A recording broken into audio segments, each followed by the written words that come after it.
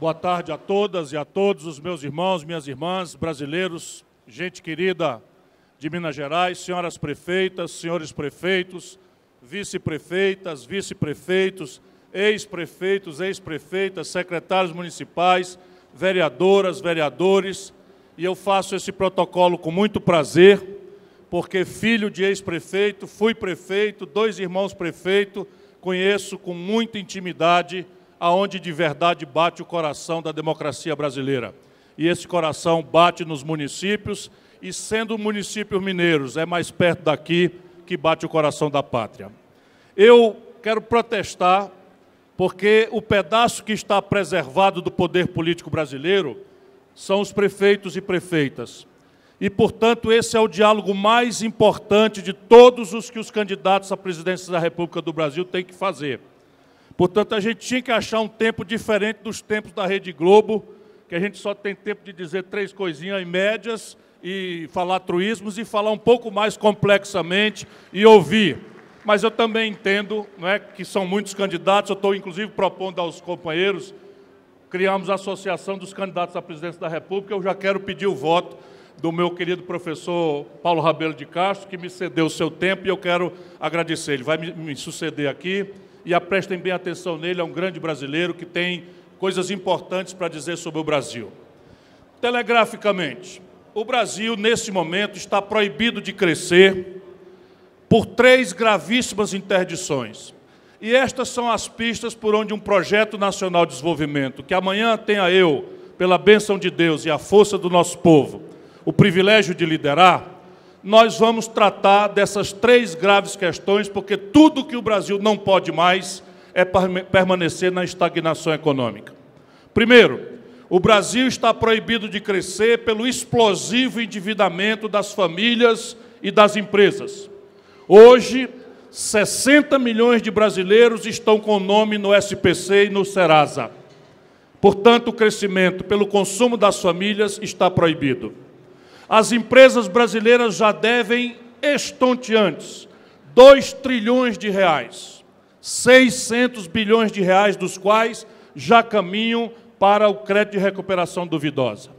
E o Brasil cometeu a imprudência nos últimos 15 anos de permitir que todas as transações financeiras do Brasil, 85% delas, se concentrem em 5 bancos. E isto não vai ser resolvido sem um esforço importante do poder nacional. Segundo, o Brasil está proibido de crescer porque nós aceitamos a destruição generalizada da indústria nacional brasileira. É impressionante e não há precedente no mundo. Em 1980, 1/3 da riqueza do Brasil era produzido na indústria. Hoje, menos de 11% da riqueza brasileira sai da indústria de transformação. E isto é muito importante, porque aqui estão os melhores salários e a maior contribuição para o financiamento do setor público. Se o Brasil não se reindustrializar, o Brasil não tem como sustentar crescimento econômico, porque qualquer crescimento econômico, mais modesto que seja, explode as importações. E ao explodir as importações, tem uma pressão no valor da nossa moeda, que se desvaloriza, traz uma inflação, na qual se atira com taxa de juros, e esse é um filme velho que desmoralizou lá atrás o Fernando Henrique e, mais recentemente, tirou o chão da presidenta Dilma Rousseff. Essa circunstância, felizmente, de reindustrialização, o Brasil tem potenciais. O Brasil tem o complexo industrial do petróleo, gás e bioenergia, o complexo industrial da saúde, o complexo industrial do agronegócio, o complexo industrial da defesa. Aqui, só para dar um exemplo, no meio dos 4, forçado pela economia de tempo, só na saúde, meus companheiros e companheiras, que explode como uma grande demanda do nosso povo sob a sua responsabilidade. Só na saúde, o governo federal brasileiro comprou o ano passado, gerando emprego nos Estados Unidos, na Europa e na China, 17 bilhões de dólares. Isso dá quase 50 bilhões de reais de dinheiro brasileiro, gerando emprego em fábricas de coisas triviais, prótese, remédio, cama de hospital, cadeira de roda, e isso é a mesma coisa no conjunto de outros valores. Por fim, e isso me traz ao município brasileiro, O Brasil está proibido de crescer porque quebraram as contas do nosso país. Isto pode ser visualizado num fato que está explodindo nas suas costas. Só para vocês terem uma ideia, está no jornal Valor de hoje. Os municípios brasileiros hoje praticaram o nível de receita que tinham praticado em 2012. As demandas explodiram. Piso de salário para professor, piso de salário para agente de saúde, pressão de judicialização. Qualquer jovem do Ministério Público se sente autorizado, sem voto, a jogar na lama o nome de um prefeito, de uma prefeita. Enquanto isso, as receitas despencaram aos valores de 2012. Vou terminar disciplinadamente. É por aqui que eu quero começar esse projeto. E, evidentemente, dá para sair dessa encalacrada. Mas nós precisamos redesenhar o Pacto Federativo Brasileiro. Só com o poder local dos prefeitos, dos vereadores, dos governadores, nós vamos enfrentar a crônica de privilégio que hoje leva todo o dinheiro para a especulação financeira e não deixa nada para o nosso povo sobreviver. Muito obrigado por sua atenção. Seguindo as regras pré-estabelecidas, vamos então à primeira pergunta. O Pacto Federativo define como a receita dos tributos arrecadados será distribuída entre os entes da federação, sendo que a lógica desse sistema seria que os estados e municípios mais pobres recebessem a maior parte da arrecadação. No entanto, a repartição do valor final de todos os tributos arrecadados é 58% para o governo federal, 24% para os estados e apenas 18% para os municípios. Qual a sua proposta para corrigir essa distorção, equalizando melhor a repartição, melhorando a arrecadação dos municípios sem os prejudicar? O tempo é tão apertado que eu nem sequer saudei algumas pessoas. Por favor, me permitam a cumprimentá-los a todos e a todas, na pessoa do vice-presidente, quer dizer, do futuro governador Márcio Lacerda, meu amigo ex-prefeito de Belo Horizonte. Veja bem, se a gente não entender o problema, não tem remédio que dê cura. Eu fui prefeito já com a Constituição de 88, que é a mesma que vocês têm para o bem e para o mal. E aquela Constituição de 88 criou uma carga tributária de 27% do PIB e repartiu de uma forma muito generosa. Eu fui prefeito de Fortaleza, pude criar um imposto sobre o varejo de combustíveis, que seria uma CID verde, por exemplo, hoje. Eu fui prefeito e pude criar o IPTU progressivo pela primeira vez na história do Brasil. Eu fui prefeito e pude, por exemplo, acabar com a ficção da fuga, não é, do ISS, em que município aqui cobra o ISS e a matriz se mudava para um município vizinho e dali se evadia. Portanto, era uma Constituição municipalista. O que aconteceu? Entre 1994, na posse do senhor Fernando Henrique Cardoso, e é só para destacar um momento histórico, não é para falar mal de ninguém, embora criticamente a gente precisa olhar essas coisas. Quando ele toma posse, era essa Constituição e essa repartição de receita da Constituição brasileira. Ele, pela política estúpida de juros, que ainda está em vigor entre nós, explodiu em 8 anos a dívida pública de 38% para 78% do PIB. E inaugurou uma escalada de privilégios previdenciários que hoje 2% levam 25% de todos os benefícios. Resultado prático, a dívida saltou para 78% do PIB e ele, então, teve que mudar completamente a decisão do Constituinte. Fazendo o quê? Aumentando a carga tributária de 27% para 36,5% do PIB e fazendo essa carga tributária crescer com contribuições não partilhadas. CPMF, Contribuição Social sobre o Lucro Líquido, PIS, COFINS, são as principais.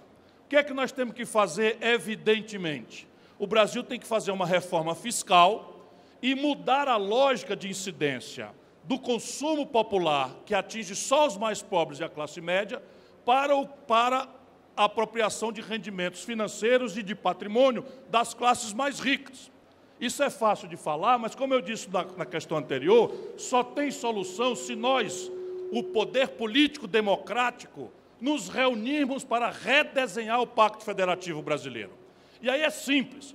O mundo inteiro cobra imposto sobre lucros e dividendos. Só o Brasil e a Estônia não. No meu proposta está essa cobrança como um tributo partilhado com estados e municípios. O mundo inteiro cobra tributo sobre as grandes heranças com um mínimo de alíquota de 29%. Sem partilhar. No Brasil, nós cobramos só 4%. Eu proponho que a gente faça uma alíquota progressiva, partilhando com os estados e municípios. E, por fim, um imposto partilhado com estados e municípios. Isso é um absurdo, você não acha, não? Eu acho, francamente, um verdadeiro absurdo você chamar uma pessoa, viaja de avião, pega carona de não sei o quê, porque eu não ando de jatinho. Estamos falando de um assunto absolutamente sério, eu não gosto de conversa fiada e eu preciso que a população conheça. E tudo bem, eu posso parar aqui, mas a contribuição financeira sobre as transações acima de R$3.000 resolve o problema do déficit primário brasileiro e tira os municípios da atual situação de colapso fiscal em que se encontram. Vamos então à segunda pergunta. Foram criadas, após a Constituição de 88, várias contribuições que não são compartilhadas com os municípios. Nossa segunda pergunta, foram criadas, após a Constituição de 88, várias contribuições que não são compartilhadas com os municípios. Qual a sua posição dentro de uma reforma tributária para colocar os municípios com participação nessas contribuições? Foi caçado agora. Eu estava falando sobre isso, ele sequer ouviu e faz a mesma pergunta que eu estava falando e ele interrompeu. Então, já está respondido. Então, vamos, neste momento, então, às considerações finais do pré-candidato em 5 minutos. Perfeitamente, perfeitamente. Vão resolver o problema de vocês com conversa fiada, que é muito bom. Conversa fiada é a solução para todo tipo de problema. Senhor... Perfeitamente, está aqui humildemente, paguei a minha passagem de avião, não fui avisado que ia falar sobre coisa séria por 5 minutos, e se os senhores querem ouvir o problema, eu acabei de responder exatamente essa pergunta. Vocês acham delicado isso? Eu acabei de responder essa pergunta. Dá um minuto. Eu ainda estou nos 5 minutos. Senhoras e senhores... Ei, vamos ouvir o pré-candidato, por favor. Eu sou convidado de vocês. Sou convidado de vocês. Cadê o Bolsonaro, teu candidato? Por que ele não veio? Por que o Bolsonaro não veio? Agora, repare, eu estava explicando... Escuta, senão eu me retiro. Eu não sou demagogo. Eu quero governar o Brasil para restaurar a autoridade dessa baderna que está acontecendo no nosso país. Quero consertar o Brasil restaurando a autoridade. E olha, eu estava respondendo que a carga tributária subiu de 27,5% para 36% do PIB através de contribuições. Declarei quais eram as contribuições, declarei que pretendo trocá-las por impostos partilhados e fui interrompido na resposta para, em seguida, ele me perguntar a mesma coisa. Vocês acham isso razoável? Meus amigos, vamos escutar o presidenciável, Ciro Gomes, que ele vai falar, ele vai para as considerações finais. É um convidado nosso. Ele tem todo o direito de expressar a indignação dele com essa organização que foi feita da partilha do tempo para as respostas, mas ele ainda tem os 3 minutos da segunda pergunta e 5 minutos das considerações finais. Para descontar os outros, eu abro mão. Então, o senhor pode fazer suas considerações finais. Muito obrigado a todos. Muito obrigado, senhor, pela presença. Viu? Boa sorte.